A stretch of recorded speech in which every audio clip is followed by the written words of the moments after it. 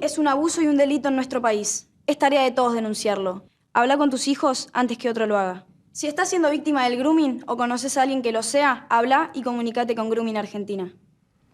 Bueno, ahí queda más o menos claro qué es el grooming en esta época en donde hay tanta, digamos, forma de poder contactarse con tus hijos y cómo controlarlo. Le vamos a dar la bienvenida al abogado Diego Migliorisi y a Enrique del Carril, director de Investigaciones Judiciales. Bienvenidos. Acá estamos con Adriana tratando de entender un poco y ver, estar en alerta, ¿no?, con este fenómeno al cual nosotros generacionalmente estamos alejados, ¿no? Y vamos como aprendiendo. Nosotros nos comunicábamos de otra manera y hoy los chicos están expuestos a estas personas. Exactamente, sí. Esto es el mundo de lo digital y, bueno, estas nuevas realidades son realidades digitales, ¿no? Ese es el cambio. Claro, y a veces nos cuesta entender cómo protegemos, como en el spot decía, habla con tu hijo. ¿De qué manera abordamos este tema también hablando, ¿no?, con nuestros hijos?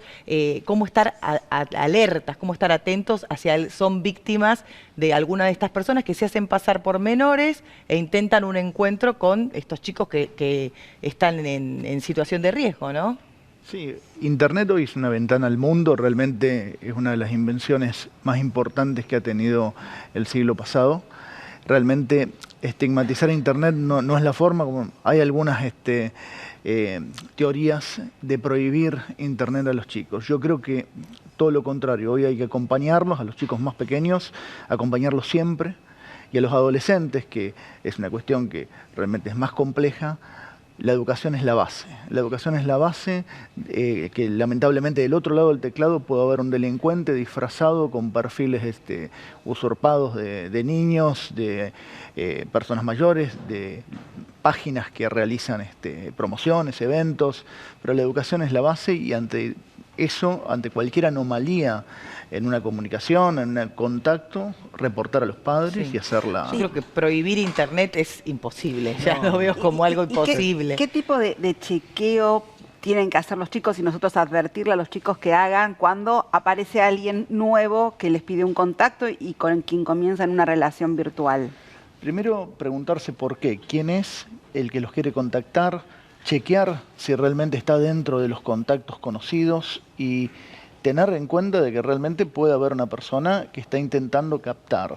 Hoy el grooming es un puente hacia delitos realmente más graves, porque lo que intenta la persona es llevarlo al terreno físico y ahí se puede cometer cualquier tipo de abusos, inclusive la problemática que está teniendo Centroamérica en este momento es la captación para redes de trata. Hay que tener en cuenta que Internet es una continuidad del espacio real, del espacio físico, y tenemos que tratarlo de esa manera, es decir, con nuestros hijos de la misma manera que pensamos el espacio físico. A un chico de 5 o 6 años no lo dejamos ir solo a la calle o a la plaza. A un chico de 15, sí, pero lo advertimos, le decimos tené cuidado cuando cruce la calle, fíjate con quién hablas. Es decir, esa misma lógica es la que tenemos que tener en las redes. A mí lo que me llamó la atención fue justamente esta investigación internacional que da con el doctor Russo, cómo llegaron a su IP, a su computadora, y cómo ellos, cómo supieron que tenía imágenes que podían complicar y ahora está detenido. Claro. Nosotros el SIG, el Cuerpo de Investigaciones que dirijo, está dedicado hace mucho tiempo a los temas de delitos informáticos y tiene una serie de redes internacionales de investigadores en estos temas. Es dentro del ámbito de la justicia, perdón. Sí, es Fiscalía de la Ciudad de Buenos Aires, sí. Es en la Fiscalía de la Ciudad de Buenos Aires, es el órgano de los investigadores de los fiscales de la Ciudad de Buenos Aires. En el caso concreto estábamos en una reunión de estos temas en Brasilia y se nos acercó el Ministerio de Justicia de Brasil con Homeland Security, que es una de las agencias norteamericanas de seguridad, y nos plantearon este caso se llama Luz de la Infancia 3, es el tercero de esta misma red. Y bueno, ¿qué nos entregan ahí? Nos entregan un montón de información, más que todo IPs, como decían ustedes, y perfiles también. Y bueno, la tarea nuestra fue identificar esos IP, esos perfiles con personas reales, ¿no? Y entre ellas, por supuesto, está Russo. Russo solo fue uno de los allanamientos, hubo 40 allanamientos. 40, sí. Ahora, ¿no hay forma de establecer algún tipo, así como las computadoras reconocen virus, por ejemplo, algún tipo no sé, de formato tecnológico para poder dar rápidamente y advertir a los chicos con que esa persona no es real, en definitiva, porque está falseando información? No hay forma. Sí, eso es muy difícil. La verdad que las redes viven así. Pensemos, por ejemplo, en una red como Twitter, donde lo importante es la opinión y no el sujeto que tiene atrás, digamos. Entonces, sería, por ejemplo, coartar Twitter, que es un lugar de discusión pública, ¿no? Claro. Es muy difícil la atención. ¿Cuáles son las redes que prefieren? No, el groomer elige su lo voy a decir así como medio abruptamente, pero elige su territorio de casa, donde están los que quiere cazar, ¿no? Hoy antes era Facebook, hoy es Instagram, mañana va buscando los niños. Claro, el groomer puede ser que no busque quizás también, siempre persigue un encuentro con ese menor, o a veces solamente es intercambio de imágenes, porque lo que puede pasar es que vos sos un chico y vos pensás que estás chateando con uno de tu misma edad y podés mostrarle algo o te pide, qué sé yo, una imagen y los chicos acceden pensando que es alguien de su par. Sí, como dice Diego, la problemática más grave es digamos, el contacto, la búsqueda de ese contacto físico, pero no necesariamente es así. Claro, no necesariamente. Hay criminales puramente digitales. Claro, que se quedan en ese contacto. Igualmente eso consiste en un delito. Eso consiste en un delito y además es un impacto de victimización del chico terrible. Ahora estoy volviendo, hace 15 días volví de Washington, donde también tenemos una reunión de estas, y están analizando el impacto de personas, ya adultas, que fueron víctimas de esto hace un tiempo y todavía se ven viralizados, ¿no? Entonces es un impacto de la víctima mucho más largo en el tiempo, no para nunca. No, claro. Yo como madre de hijos jóvenes, me siento, viste, como que va muy rápido todo esto. Entonces, es como que por momentos me siento abrumada por la cantidad de redes sociales que surgen y también, digamos, posibilidades que tienen. O sea, me siento abrumada. La justicia, ustedes como profesionales, ¿también pasa? ¿Estamos como en hay como un vacío legal dentro de lo que son este tipo de delitos? Y estamos aprendiendo. Hasta el 2013 no era delito en la Argentina. El año pasado, por ejemplo, el acopio y consumo de pornografía infantil fue que el año que se sancionó, yo creo, la ley más importante de todo el 2018, donde se incorpora recién en el 2018 el acopio y consumo de pornografía infantil como delito. Entonces, yo creo que hoy la legislación viene siguiendo el avance de la tecnología, lo mismo a nivel procesal, y la tecnología avanza a pasos agigantados. Por eso yo insisto que la prevención es la base y la educación también, pero también la denuncia, porque hay mucha cifra negra, hay mucha gente que por ahí no se anima a denunciar, fundamentalmente en el interior, que no tenemos la estructura. ¿Cifra negra? ¿A qué te referís? Delito no denunciado. No denunciado. Todo delito tiene una cifra negra, en los delitos estos es muy grande. Digamos. Es muy grande, claro. Y es cierto, como dice Diego, la legislación va corriendo un poco atrás. Fíjense que, por ejemplo, el robo de identidad, cuando me roban el perfil o me hagan un perfil, hoy es solo, no delito, es un delito de más baja entidad en la Ciudad de Buenos Aires. Claro, mira, yo no sabía. Bueno, yo empecé un poco, muchas de las redes sociales a las cuales yo me fui metiendo fue justamente porque había perfiles falsos. Antes que haya un perfil falso, prefiero que haya un... Claro. Así entré en Twitter y así entré a Instagram. Después me gustó, pero al principio entré para evitar el perfil falso. Recién mencionabas el tema de redes, ¿no? Que en realidad habían encontrado que el pediatra del Hospital de Niños era como un tercer eslabón de una red. ¿Cómo continúa la investigación en términos de, bueno, agarran a uno, una red tiene más gente? ¿Cómo se trabaja? Sí, el problema con este tipo de redes es que son interminables, porque son, justo ahora van a hablar de teoría de redes, ¿no? Se van conectando una con otra y uno tiene una red que en algún momento tiene que tomar la decisión de decir, bueno, paro acá, hago allanamientos, detenciones y después seguiré con la información. No tiene fin esto. Estoy seguro que va a haber Luz de la Infancia 4, 5, 6, si queremos seguir nombrándola de esa manera. Ahora, desde el perfil psicológico de los chicos, ¿qué podemos advertir los padres en cambios de conducta, cuando algo les empieza a pasar y ellos empiezan a dudar? ¿Cómo podemos darnos cuenta? ¿Hay alguna forma sin que lo expresen? Y el nivel de persuasión del delincuente hacia el menor es muy alto. Por lo tanto, se pueden conocer algunos patrones en cambios de conducta, pero hay que tener en cuenta que a la vuelta de la esquina puede estar el delincuente. No, no hay un perfil específico de este tipo de delincuentes que atacan a los niños. Hoy, por eso el acompañamiento permanente, también puede haber cambios de ánimo en el niño, pero no hay una conducta determinada. Tiene que haber un seguimiento permanente con respecto a qué es lo que está haciendo el niño frente a un ordenador. Cuando un papá tiene alguna sospecha, ¿cuándo le conviene consultar a un especialista, un abogado? ¿Cómo se asesora ese papá que empieza a dudar de con qué tipo de personas se relaciona su hijo? En principio, cuando un perfil extraño comienza a hablar, a tratar de generar afinidad, ahí ya hay que sospechar. Porque lo primero que tratan de hacer estos delincuentes es generar un estado de confianza con el menor para después pedirle la privacidad y tener un secreto, una relación en secreto entre el niño y el delincuente. Ahí primariamente hay que actuar, hay que denunciar y comenzar a investigar en el caso de que se trate de un principio de este delito, ¿no? Vamos a sumar a esta charla a Eduardo Gruski vía Skype. Es un investigador que trabaja junto a la... Porque lamentablemente este fenómeno, el grooming, es un problema mundial. O sea, no es solamente de Argentina, no es solamente de nuestra región, pasa en todo el mundo. Y él forma parte de la policía investigando en Noruega. Eduardo, buenas tardes aquí. No sé qué horario será allá. En Suecia, perdón. Sí, iba a decir Suecia. Suecia, sí. 7:20. 7:20 de la mañana. De la tarde. De la tarde, mira. Bueno, buenas tardes, casi noches, te digo a vos. Bueno, vos sos policía investigador, estás trabajando allí. ¿Cuál es la problemática? ¿Cómo se realizan este tipo de investigaciones? Bueno, yo pienso que no hay gran diferencia de cómo se investiga esto en Argentina. Nosotros estamos ante una delincuencia que es como un aluvión, es una cosa de la cual teníamos muy poca conciencia del volumen de este tipo de delincuencia y de la cantidad de niños afectados, especialmente niñas. Y bueno, lo que hacemos es recoger las denuncias que en general hacen los padres o a veces las escuelas y en algunos casos los niños mismos.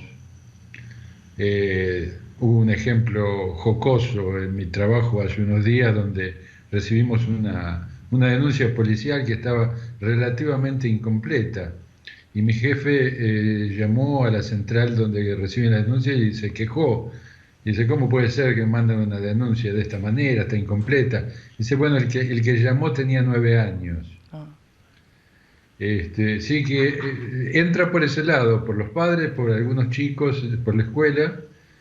Y en general, lamentablemente, las denuncias que recibimos muchas veces son la punta de un, ¿cómo se dice? De un iceberg. Sí, porque lo estaba por decir en sueco. En sueco, sí. Es una palabra sueca, isberg. Isberg, está bien. Se entiende. Bueno, y empieza a veces con delitos a veces un poco leves, como por ejemplo que le piden a una niña que mande fotos de su cuerpo, sí, en general ese tipo de cosas. Pero el problema es que cuando uno empieza a investigar esto, empieza a descubrir de que a lo mejor han pasado cosas mucho más serias. Puede llegar, no es muy extraño que haya ocurrido una violación. Y bueno, yo he explicado antes que en Suecia la violación puede ser física estando el violador presente o puede ser virtual a través de Internet, consiguiendo, por ejemplo, que una niña se penetre con algún objeto, con algo. Eso da la misma condena que si el violador estuviera ahí. ¿De qué penalidades estamos hablando en Suecia? Lamentablemente de penalidades muy bajas. La pena mínima por violación son 2 años, creo que la máxima son 10. Son penas extremadamente bajas. y se cumplen en cárcel, se cumplen las 2/3 partes. Mira. Y no por buena conducta, sino que siempre son 2/3 partes. Eso es uno de los agujeros negros de nuestro sistema legal. Lo que quería decir es que hay gente que se sorprende por nuestra actitud hacia la violación virtual, para llamarlo de alguna manera. Y lo que hay que entender es de que cuando una víctima ha sido violada físicamente, esto produce un trauma enorme, pero es una situación que tiene un principio y tiene un final. Después del final hay un proceso donde se puede esperar, es razonable esperar de que la víctima va a recibir ayuda para procesar el trauma y en algún momento el trauma será superado.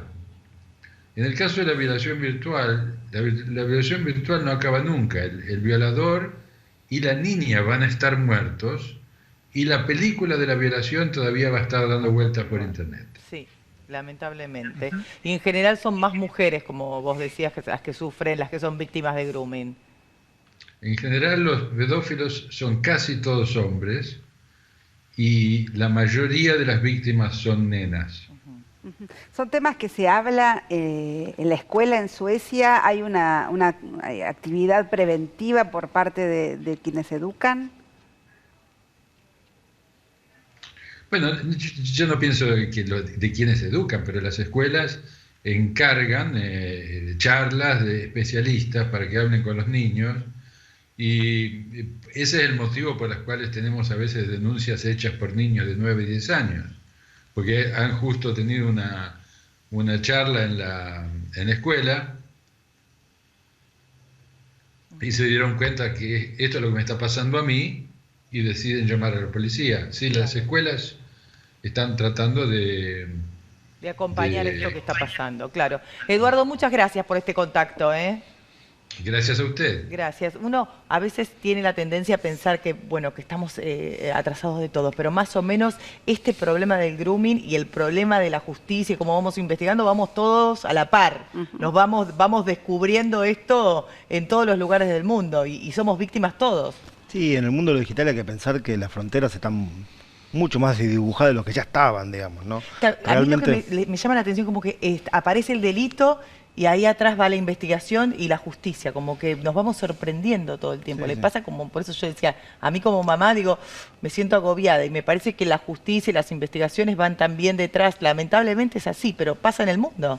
Sí, acá este tipo de investigaciones, esta que nos trajo Brasil, es un caso, pero también ocurrió al revés, que nosotros hemos entregado investigaciones a otros países. Ese lugar de la investigación en red es una realidad. El especialista sueco recién planteaba que hay un número telefónico, se ve al que los chicos pueden llamar ante ante su propia experiencia. ¿Acá también existe? Acá también, bueno, yo creo que el Grooming Argentina puede contar de su app, que es la verdad que... Nosotros somos de la Asociación Argentina de Lucha contra el Cibercrimen. Sí, perdón.